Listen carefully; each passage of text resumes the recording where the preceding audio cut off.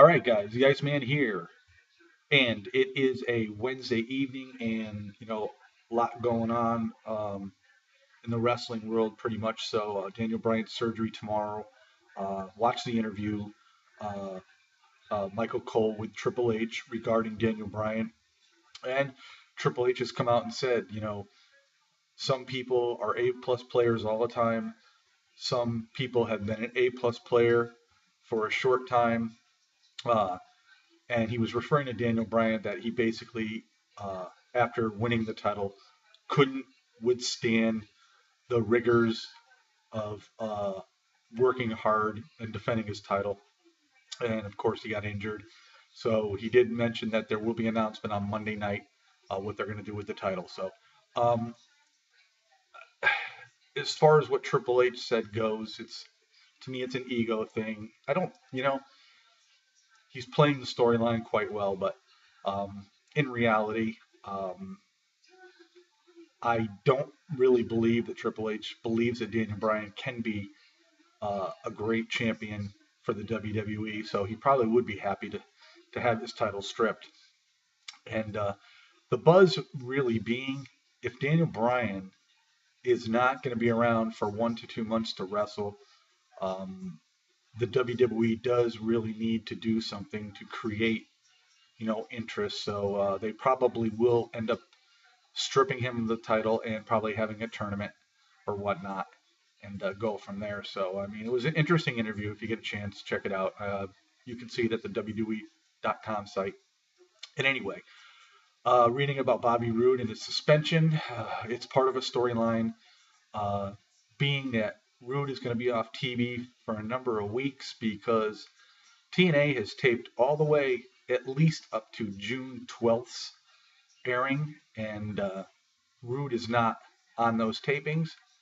And to me, this is another way for them to save money because those wrestlers get paid per appearance. So by Roode not being on TV, TNA saves a ton of money. And this is not the way to go. TNA is really involved with a lot of controversy and financial issues, and it doesn't look good for TNA Impact Wrestling. So we just have to wait and see, what develops there because their stars are, getting smaller and smaller as far as the numbers go. So yeah, it should be quite interesting. So, but we got War of the Worlds this weekend in the Hammerstein Ballroom in Manhattan, New York. Ring of Honor. Uh, Looks to be a good pay-per-view. Global Wars was really good in my opinion. Um, Adam Cole will be there defending his title. There's just a lot of good stuff going on that pay-per-view.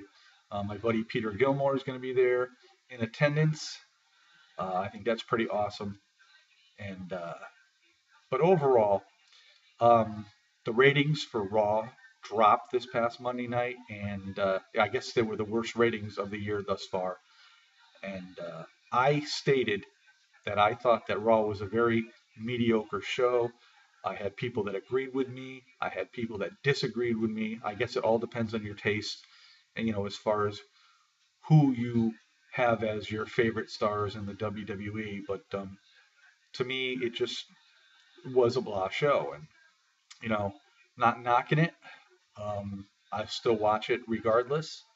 Same as I do with TNA because TNA, sometimes you watch that show and you just can't figure out what is going on. But this right now, wrestling in general, other than Ring of Honor, the the level of enthusiasm has totally dropped, in my opinion. Uh, it's again on a downward spiral, and they will recover. They always do. Um, it's not like in the days when there was just numerous amounts of superstars out there. So if you lost one, you could always pick somebody else up. It's not like that anymore. The talent is a lot thinner now than what it used to be, and I don't know the reason for that. Maybe because there's less smaller, uh, real small promotions out there in regional areas that even are involved in any type of wrestling whatsoever. So, but yeah, so I'm looking forward to Monday night, and I'm just interested to see what the WWE does decide to do with the title for Daniel Bryan. And this is really an unfortunate time for him with this injury because he just got the belt. He is such a fan favorite. To see him lose the belt due to an injury would be devastating for his morale. But again, we've seen this happen to a lot of superstars in the past that got injured and they lost their title. It was vacated, and they usually do have a tournament or whatnot to decide who the next champion will be. So if this does happen, this will pique everybody's interest for the fact that whomever is involved in this tournament, everybody's going to have an opportunity to become the next WWE World Heavyweight Champion. Um, my thoughts are, there's two guys that I think that would probably end up becoming champion if the title is vacated, and it's probably Kane or Dave Batista. Um, Dave Batista, you know, coming back, winning the Rumble, was promised a shot at the title, and I think somewhere down the road he's going to get the belt. I don't think he's deserving of it, um, but that's just my opinion. As far as Kane goes, his personality and everything just changed so quickly from corporate Kane to the demonic Kane that it just really didn't give us time to digest the whole situation. But I like the Kane character, but I think he needs to continue doing what he's doing now and start running roughshod over everybody else before, uh, if they do decide to give him the title, before they do. Like I said, if they do. Um, so I wouldn't have a problem with that. I do also believe, though, if Bryan does get stripped of the belt when he comes back from the injury, we'll see what kind of reception he gets, and he will be back into that championship title mix, and chances are he'd probably get the title back at one of the pay-per-views down the road. It could possibly very well be SummerSlam because if he's gone for a couple months, he'll miss obviously Payback and Money in the Bank. So uh, we'll just have to really wait and see what happens. So, but anyway, yeah, just putting all that out there.